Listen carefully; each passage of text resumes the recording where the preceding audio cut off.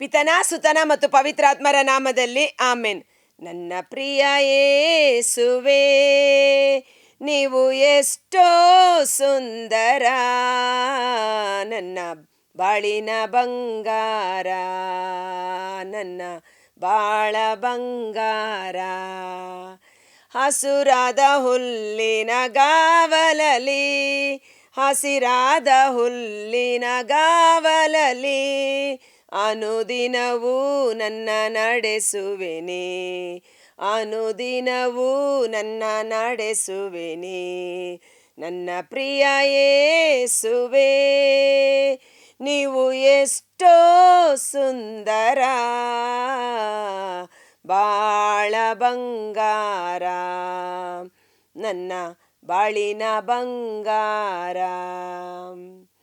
ಪ್ರಭು ಕ್ರಿಸ್ತರಲ್ಲಿ ಆತ್ಮೀಯ ಸಹೋದರ ಸಹೋದರಿಯರೇ, ಈ ದಿನದ ಮುಂಜಾನೆಯ ಜೀವಸ್ವರ ಪ್ರವಾದಿ ಜಕರ್ಯನ ಗ್ರಂಥ 9ನೇ ಅಧ್ಯಾಯ ವಚನ 12.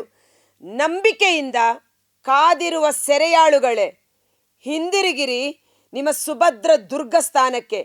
ಇಗೋ, ಈಗಲೂ ಘೋಷಿಸುತ್ತಿರುವೆ, ನಿಮಗೆ ಇಮ್ಮಡಿ ಸೌಭಾಗ್ಯ ನೀಡುವೆ. Praise the lord. ನಿಮಗೆ ಇಮ್ಮಡಿ ಸೌಭಾಗ್ಯ ನೀಡುವೆ, 2 ಪಟ್ಟು ಸೌಭಾಗ್ಯವನ್ನು ನಾನು ನೀಡುವೆನು. ಯಾರಿಗೆ? ನಂಬಿಕೆಯಿಂದ ಕಾದಿರುವ ಸೆರೆಯಾಳುಗಳೇ. ಸೆರೆಯಲ್ಲಿದ್ದರೂ ಸಹ ನಂಬಿಕೆಯಿಂದ ಕಾದಿರುವುದು. ಇವತ್ತು ನಮ್ಮಲ್ಲಿ ರೋಗ ರುಜಿನಗಳು ಕಾಡುತ್ತಿದ್ದರೂ ಸಹ ಯೇಸು ನಮ್ಮನ್ನು ಗುಣಪಡಿಸುತ್ತಾರೆ ಎಂದು ವಿಶ್ವಾಸದಿಂದ ಕಾದಿರುವ ಮಕ್ಕಳು ನಾವಾಗಿರಬಹುದು.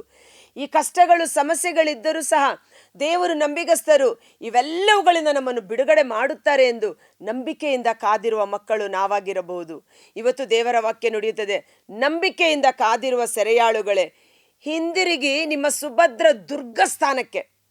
ಎಲ್ಲಿಗೆ ನಾವು ಹಿಂದಿರುಗಿ ಬರಬೇಕು? ಸುಭದ್ರವಾದ ದುರ್ಗಸ್ಥಾನ. ದುರ್ಗ ಅಂದರೆ ಕೋಟೆ. ಒಂದು ಕೋಟೆಯ ರೀತಿಯಲ್ಲಿ ನಮ್ಮನ್ನು ಸಂರಕ್ಷಣೆ ಮಾಡಿ ಸಕಲ ವಿಧವಾದ ಕೇಡು ಅಪಾಯ ಆಪತ್ತಿನಿಂದ ಸಂರಕ್ಷಿಸುವ ಆ ಪರಿಶುದ್ಧ ಸ್ಥಳಕ್ಕೆ ನೀವು ಓಡಿ ಹೋಗಿ ಸೇರಿಸಿಕೊಳ್ಳಿರಿ. ಯೇಸುವಿನ ನಾಮ ಬಲವಾದ ಗೋಪುರ, ಅದರೊಳಗೆ ಓಡಿ ಹೋಗಿ ಸೇರಿಕೊಳ್ಳುವವರು ಸುರಕ್ಷಿತರಾಗಿರುತ್ತಾರೆ. ಇವತ್ತು ನಾವು ಸೆರೆಯಲ್ಲಿ ಸಿಕ್ಕಿ ಹಾಕಿಕೊಂಡಿದ್ದರೂ ಸಹ ದೇವರ ವಾಕ್ಯ ಹೇಳುತ್ತೆ, ನೀನು ಸುಭದ್ರ ಸ್ಥಾನಕ್ಕೆ, ದುರ್ಗಕ್ಕೆ ನೀನು ಓಡಿ ಬಂದು ಅದರೊಳಗೆ ಸೇರಿಕೋ. ಆಗ ಇಗೋ, ಈಗಲೂ ಘೋಷಿಸುತ್ತಿರುವೆ, ಘೋಷಣೆ ಈಗಲೂ ನಾನು ನಿಮಗೆ ಹೇಳುತ್ತಿರುವೆನು. ಅದೇನೆಂದರೆ, ನೀವು ಹಿಂದಿರುಗಿ ಬಂದದ್ದೇ ಆದರೆ ಇಮ್ಮಡಿ ಸೌಭಾಗ್ಯ ನಿಮಗೆ ಸಿಗುತ್ತದೆ ಎಂದು. Praise the lord. ಇವತ್ತು ನಾವು ಯೇಸುವಿನ ಕಡೆಗೆ ಮರಳಿ ಬರಬೇಕು, ಯೇಸುವಿನ ಕಡೆಗೆ ವಿಶ್ವಾಸಿಸಬೇಕು. ಯೇಸುವಿನಲ್ಲಿ ನಾವು ಒಂದಾದಾಗ ಇಮ್ಮಡಿ ಸೌಭಾಗ್ಯ ನಮ್ಮದಾಗಿದೆ ಅನ್ನೋ ರೀತಿಯಲ್ಲಿ ಆ ದುಂದುಗಾರ ಮಗ ಸುಭದ್ರ ಸ್ಥಾನ, ದುರ್ಗ, ಕೋಟೆಯ ರೀತಿಯಲ್ಲಿ ತಂದೆಯೊಟ್ಟಿಗೆ ಜೀವಿಸುತ್ತಿದ್ದ. ಆದರೆ ತನ್ನ ಸ್ಥಾನವನ್ನು ಕಳೆದುಕೊಂಡು ಅವನು ಹೊರಗಡೆ ಹೋದ ಕಾರಣ ಕಷ್ಟ ನಷ್ಟಗಳಿಗೆ ಗುರಿಯಾದ. ಮತ್ತೆ ಅವನು ಹಿಂದಿರುಗಿ ಸುಭದ್ರ ಸ್ಥಾನವನ್ನು ಹುಡುಕಿಕೊಂಡು ಬಂದಾಗ ಕಳೆದುಕೊಂಡ ಎಲ್ಲ ಆಶೀರ್ವಾದವನ್ನು ಇಮ್ಮಡಿಯಾಗಿ ಪಡೆದುಕೊಂಡ.